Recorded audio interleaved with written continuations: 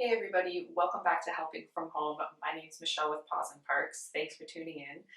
Today we're going to be discussing environmental distractions to our dogs and how we can eliminate those unwanted reactions to them.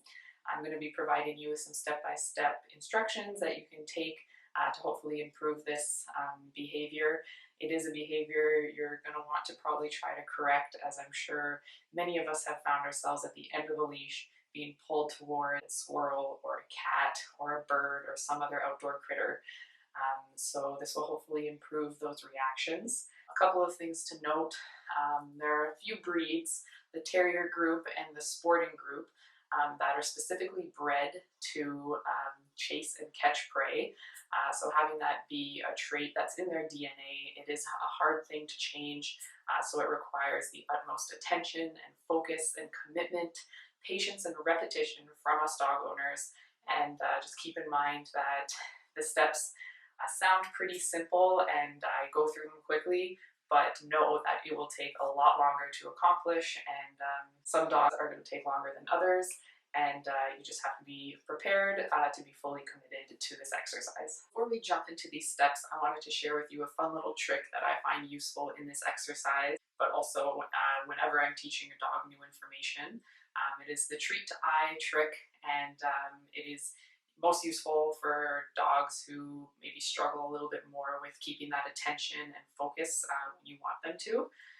So it's using that positive reinforcement, something we've discussed in the last two episodes. Basically, you're just having your dog get into that sit position and getting them to focus right on you, holding the treat up to the eye, ensuring that they're connecting, using that eye contact directly with you, and then being able to hold that focus and concentration for a good 3 to 5 seconds.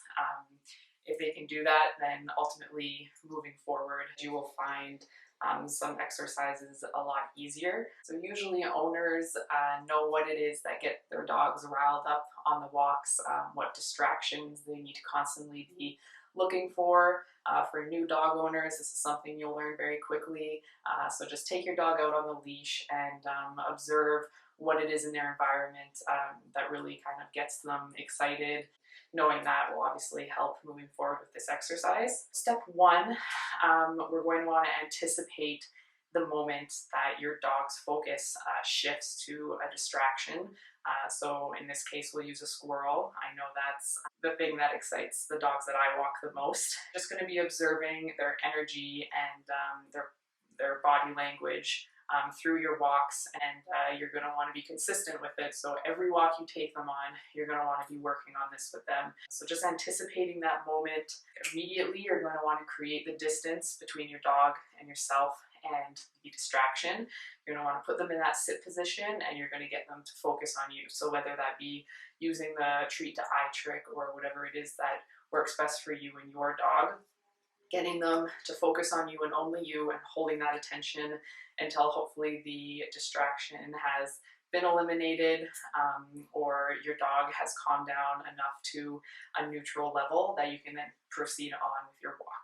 Step two is very similar to step one. The only difference being, instead of halting the exercise and bringing it to kind of a stop with having your dog sit and focus on you, you're going to want to have them focus on you but continue walking through the distractions. Again, observing your surroundings and then anticipating that moment. As soon as the shift has happened, you're going to direct their focus to you, continue walking through the distraction until you've passed it and you've left it behind, and then you can kind of slip back into the regular rhythm of your walk.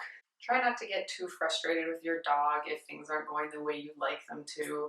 Remember, this is all new information, and it's easy for a dog to become overstimulated with information. So if things aren't going the way you want them to, just bring your dog back to basics, bring it back to the last place they were most complacent at, because they will eventually associate that, oh, I did this well, I'm getting rewarded for what I've just done, and I want to do that again. I want more treats. So working on those basics for however long you need to is good. So just remember that we're trying to control a situation as opposed to moving past the situation. So of course it's easier to just cross the street and move around, say a squirrel that's on somebody's front lawn. But no, we do want to promote that good behavior. This is what you're supposed to do when there's a distraction. Move forward, and ultimately that just makes a better experience for both owner and dog. Some of you might be saying, well, my dog's actually not very food motivated, so if there's an opportunity for them to go after a squirrel or stop for a treat, they're going to go for the squirrel. But whatever it is that then makes your dog focus on you, whether it be their favorite toy or a smell, whatever it is that works best, then use that. Might mean you have to bring a stuffed animal of theirs on a walk with you, but if that's what it's going to take in order to keep them away from any unwanted distractions, then you're going to want to do that.